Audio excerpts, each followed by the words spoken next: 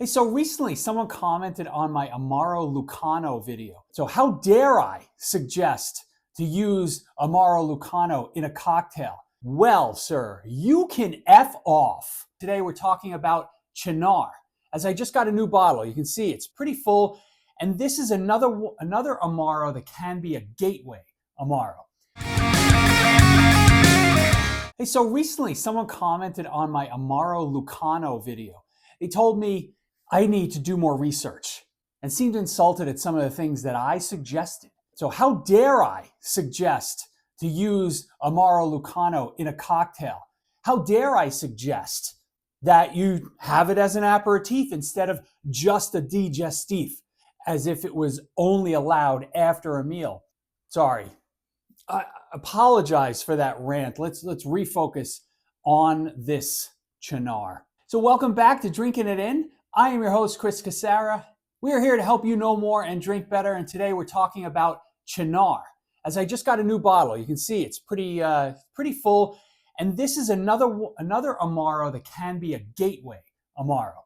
If I put amari on a scale from sort of friendly to less friendly, Cynar would more or less fall in the middle. As you can see from this graphic, I think it's number 10. It's not as friendly as Montenegro, nowhere near as less friendly as Fernet Branca. Just like Montenegro and Nonino, it's friendly and it's really good in cocktails. I think Cynar differentiates itself from those other two because it has a bit of more of a richer mouthfeel. Good work. When you read tasting notes, you kind of see notes of caramel, dark chocolate, with maybe some bitterness in the finish, but we're going to taste this guy shortly to see what's really in there. You notice Cynar, it's got an artichoke on the label, right? So it's kind of a weird mascot, right? Why is that?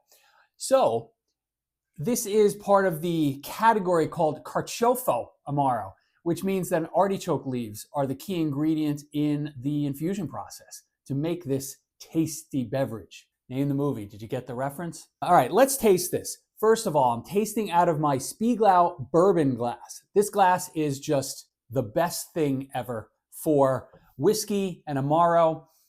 I'll put a link in the description so you can grab yourself a 4-pack. All right, there's caramel. There's a burnt sugar, a caramel, some molasses in this. You can kind of get a sense for it, that it's kind of dark, right? There's almost something pickly about it, which is really fun. It's very faint, but I'm picking it up along with some just notes of bitterness. So you've got caramel, you've got bitterness, a tiny bit of pickles. I don't know. I could sit here and smell this stuff all day. Now let's taste. A little bit of alcohol feel. Here's Monte, Amaro Montenegro. Was the inspiration for his name. So Monte is the Amaro cat. Glad you showed up for the Cynar video, buddy. There's a proper amount of bitterness on this particular, in this particular Amaro. I'm gonna have to record around Monte. That's all good. This is great. I love it. He's the Amaro cat. There's a touch of bitterness. That caramel note really comes through. There's a little bit of cola in there as well, but there's darkness here. Not in a way that it becomes overpowering. The mouthfeel is super smooth, super middle of the road, right? Easy to drink. It's not heavy. When you look at and it's only 16.5 alcohol per volume, so fairly light in the scheme of alcoholic beverages. I find Amaro to be intoxicating. That probably that wasn't planned. I find Amaro to just be something where you want to sip and savor and let it do its thing to your insides. Because back in the day, these digestifs, they were made to help you digest, help you have, after a big meal, break down that big meal, get those digestive juices flowing maybe better than without it. Okay, so now to everybody who says we shouldn't use these in cocktails, you might want to move on right now because I'm going to tell you, mix this with club soda. It makes an adult Coca-Cola. Swap out sweet vermouth in your Manhattan with Cynar. It works. However, my favorite cocktail with Cynar is a Manhattan variation called the Little Italy, and it uses sweet vermouth and Cynar in it. Really, really lovely.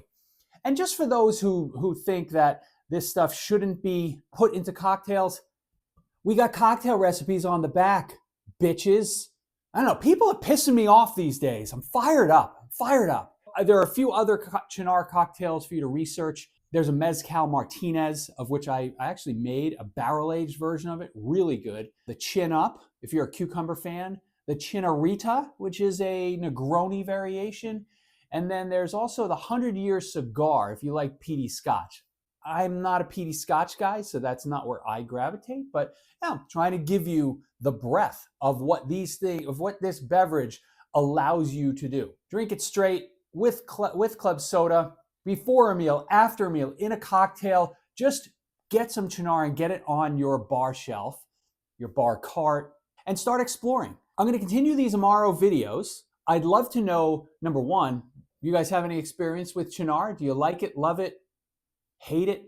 And let me know in the comments if you want me to cover any specific Amaro in future videos. I have a few queued up, one for Amaro Montenegro, one for Amaro Nonino, but I'm open to suggestions, and if I don't have the bottle in-house, I certainly am open to purchasing it to do a video just for you.